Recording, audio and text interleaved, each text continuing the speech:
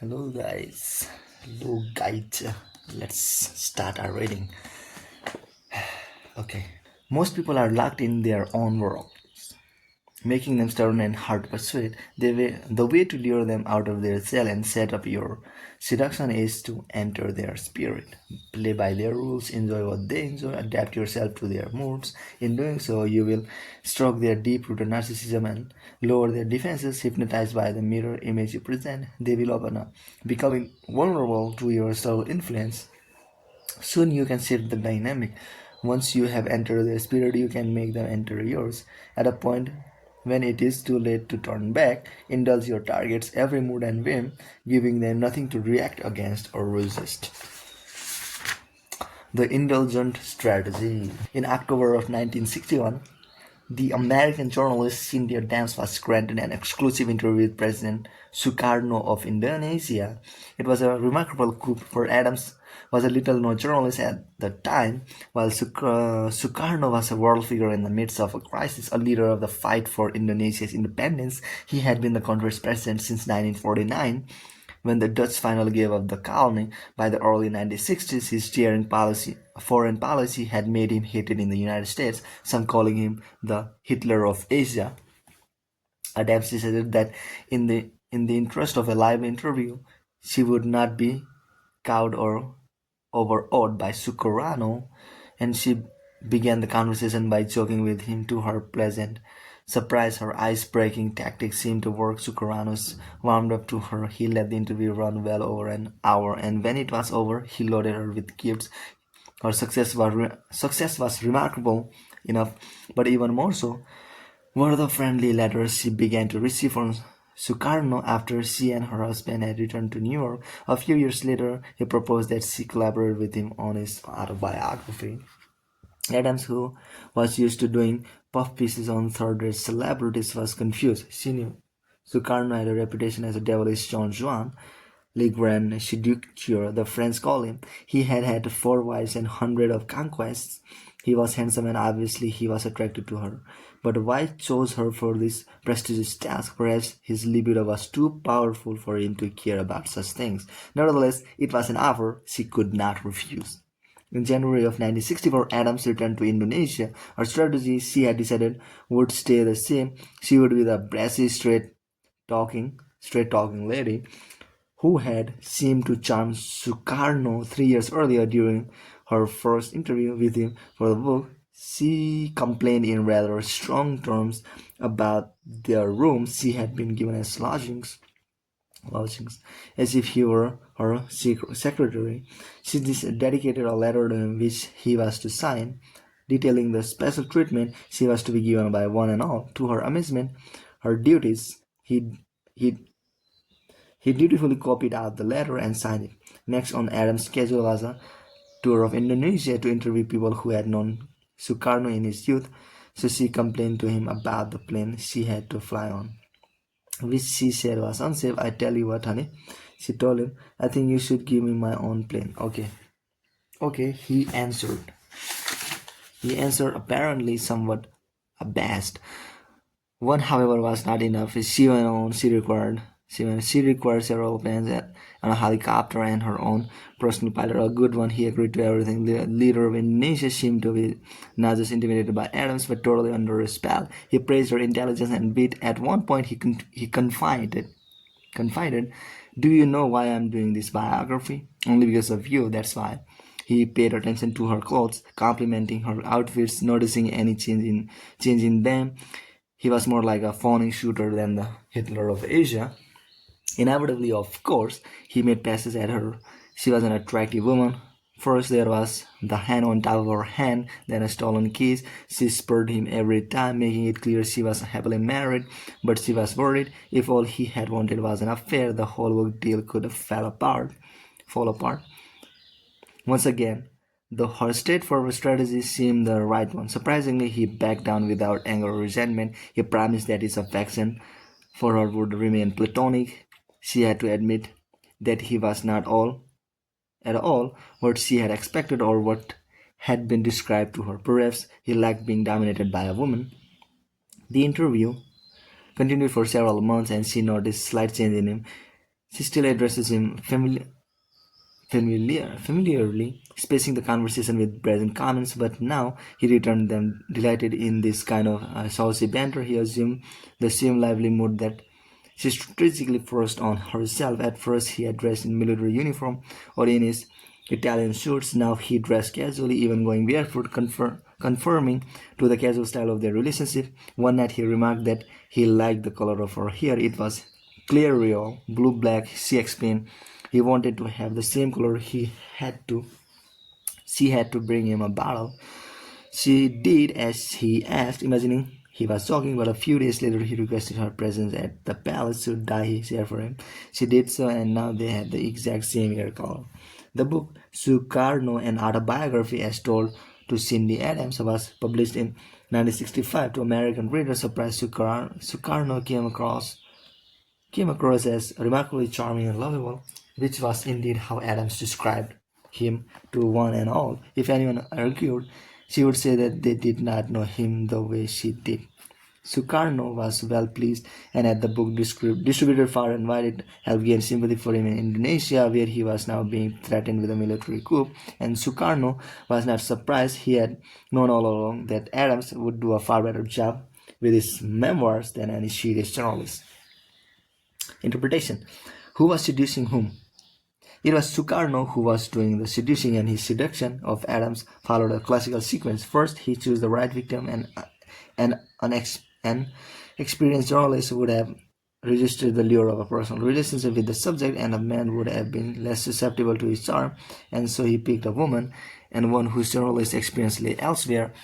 At his first meeting with Adams, he sent mixed signals. He was friendly to her, but hinted at another kind of interest as well. Then, having insinuated a doubt in her mind, perhaps he just wants an affair, he proceeded to mirror her. He indulged her every mood, retreating every time she complained. Indulging a person is a form of entering their spirit, letting them dominate for the time being. Perhaps Sukarno's passes at Adams showed his uncontrollable libido at work, or perhaps they were not more cunning. He had a reputation as Don Juan, falling to make a pass at her would hurt her feelings. Women are often less offended at being found attractive than one imagines, and Sukarno was clever enough to have given each of his 4 wives the impression that she was his favorite. The pass out of the way, he moved further into the spirit, taking on her casual air, even slightly feminizing himself by adopting her hair. The result was that she decided he was not what she had expected or feared him to be. He was not in the least threatening, and after all, she was the one in control. What Adams failed to realize was that once her defenses were lowered, she was obviously to how deeply he engaged her emotions. She did not charm him. She had charmed her. What he wanted all along was what he got, a personal memoir written by a sympathetic foreigner who gave the world a rather engaging portrait of a man of whom many were suspicious. Of all the subject tactics, entering someone's spirit is perhaps the most devilish of all. It gives your victims the feeling that they are seducing you. The fact that you are indulging them, imitating them, entering their spirit suggests that you are under their spell. You are not a dangerous seducer to be wary of, but someone compliant and unthreatening. The attention you pay to them is intoxicating. Since you are mirroring them, everything they see and hear from you reflects their own ego and tastes. What a boost to their vanity! All this sets up the seduction. The series of maneuvers that will turn the dynamic around. Once their defenses are down, they are open to a subtle influence. Soon you will begin to take over the dance, and without even noticing the shift, they will find themselves entering your spirit. This is the end game. Women are not all their case. Women are not at their ease except with those who take chances with them and enter their spirit. Ninon de El Enclos. Keys to seduction. One of the great sources of frustration in our lives is other people's stubbornness, how hard it is to reach them, to make them see things our way. We often have the impression that when they seem to be listening to us and apparently agreeing with us, it is all superficial. The moment we are gone, they revert to their own ideas. We spend our lives butting up against people as if they were stone walls. But instead of complaining about how misunderstood or ignored you are, why not try something different? Instead of seeing other people as spiteful or indifferent. Instead of trying to figure out why they act the way they do, look at them through the eyes of the seducer. The way to lure people out of their natural interactability and self-obsession is to enter their spirit. All of us are narcissists.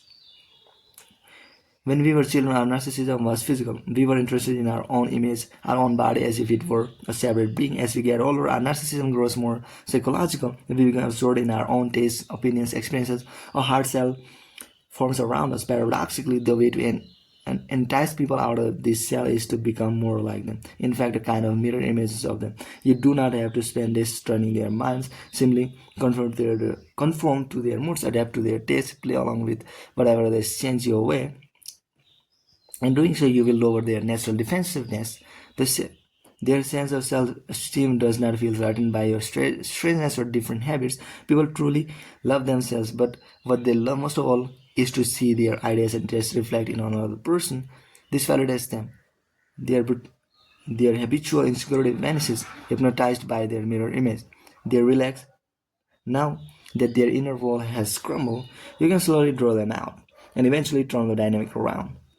Once they are open to you, it becomes easier to infect them with your own moods and heat. Entering the other person's spirit is a kind of hypnosis. It is the most insidious and effective form of persuasion known to man. In the 18th century Chinese novel, The Dream of the Red Chamber, all the young girls in the prosperous house of Xia are in love with the Reiki's Pao Yu. He's certainly handsome, but what makes him irresistible is his uncanny ability to enter a young girl's spirit. Pao Yu has spent his youth around girls whose company he has always preferred. As a result, he never comes over as threatening and aggressive. He is granted enter to girls' rooms. They see him everywhere, and the more they see him, the more they fall under his spell. It is not that Pao Yu is feminine, that he remains a man, but one who can be more or less masculine as the situation requires. His familiarity with young girls allows him the flexibility to enter their spirit. This is a great advantage. The difference between the sexes is what makes love and seduction possible, but it also involves an element of fear and distrust. A woman may fear male aggression and violence. A man is often unable to enter a woman's spirit, and so he remains strange and threatening. The greatest seducers in history, from Casanova to John F. Kennedy, grew up surrounded by women and had a touch of femininity themselves. The philosopher Soren Kierkegaard, in the novel The Seducer's Diary, recommends spending more time with the opposite sex, getting to know the enemy and its weaknesses so that you can turn this knowledge to your advantage. Ninon de Enclos, one of the greatest seductresses who ever lived, had definite masculine qualities. She could impress a man with her intense philosophical keenness and charming by seeming to share his interest in politics and warfare. Many men first form deep friendship with her, only to later fall madly in love. The masculine in a woman is as soothing to men as the feminine in a man is to women. To a man, a woman's strangeness can create frustration and even hostility. He may be lured into a sexual encounter, but a longer lasting spell cannot be created without an accompanying mental seduction. The key is to enter his spirit. Men are often seduced by the masculine elements in a woman's behavior or character. In the novel Clarissa, 1748, by Samuel Richardson, the young and devout Clarissa Harlowe is being courted by the notorious Rake Lovelace. Clarissa knows Lovelace's reputation, but for the most part he has not acted as she would expect. His polite seems a little sad and confused. At one point she finds out that he has done a most noble and charitable deed to a family in distress, giving the father money, helping the man's daughter get married, giving them wholesome advice. At last, Lovelace confesses to Clarissa what she has suspected. He wants to repent, to change his ways. His letters to her are emotional, almost religious in their passion. Perhaps she will be the one to lead him to righteousness, but of course Lovelace has trapped her. He is using seducer's tactics of mirroring her taste. In this case, her spirituality. Once she lets her guard down, once she believes she can reform him, she is doomed. Now he can slowly insinuate his own spirit into his letters and encounters with her. Remember, the operative word is spirit, and that is often exactly where to take aim. By seeming to mirror someone's spiritual values, you can seem to establish a deep-rooted harmony between the two of you, which can then be transferred to the physical plane. When Josephine Baker moved to Paris in 1925 as part of an all-black review, her exorcism made her an overnight sensation, but the French are notoriously fickle, and Baker sensed that their interest in her would simply pass to someone else to seduce them for good. She entered their spirit. She learned French and began to sing in it. She started dressing and acting as a stylish French lady, as if to say that she preferred the French way of life to the American. Countries are like people, they have vast insecurities and they feel threatened by other customs. It is often quite seductive to people to see an outsider adapting their ways. Benjamin Disraeli was born and lived all his life in England, but he was Jewish by birth and had exotic features. The provincial English considered him an outsider, yet he was more English in his manners and taste than many an Englishman, and this was part of his charm, which he proved by becoming the leader of the Conservative Party. Should you be an outsider, as most of us ultimately are, turn it to advantage, play on your alien nature in such a way as to show the group how deeply you prefer their tastes and customs to your own. In 1752, the notorious rake Saltykov, determined to be the first man in the Russia court to seduce the 23-year-old Grand Duchess, the future Empress Catherine the Great. He knew that she was lonely. Her husband Peter ignored her, as did many of the other courtiers, and yet the obstacles were immense. She was spied on day and night. Still, Saltykov managed to befriend the young woman and to enter her all too small circle. He finally got her alone and made it clear to her how well he understood her loneliness, how deeply he disliked her husband, and how much he shared her interest in the new ideas that were sweeping Europe. Soon he found himself able to arrange further meetings where he gave her the impression that when he was with her, nothing else in the world mattered. Catherine fell deeply in love with him, and he did in fact become her first lover. Saltykov had entered her spirit. When you mirror people, you focus intense attention to them, they will sense the effort you are making and will find it flattering. Obviously, you have chosen them, separating them from their rest. There seems to be nothing else in your life but them, their moods, their taste, their spirit. The more you focus on them, the deeper the spell you produce and the intoxicating effect you have on their vanity. Many of us have difficulty reconciling the person we are right now with the person we want to be. We are disappointed that we have compromised our youthful ideals, and we still imagine ourselves as the person who had so much promise but whom circumstances prevented from realizing it. When you are mirroring someone, do not stop at the person they have become. Enter the spirit of their ideal person they wanted to be. This is how the French writer Chateaubriand managed to become a great seducer despite his physical ugliness. When he was growing up in the later 18th century, romanticism was coming into fashion, and many young women felt deeply oppressed by the lack of romance in their lives.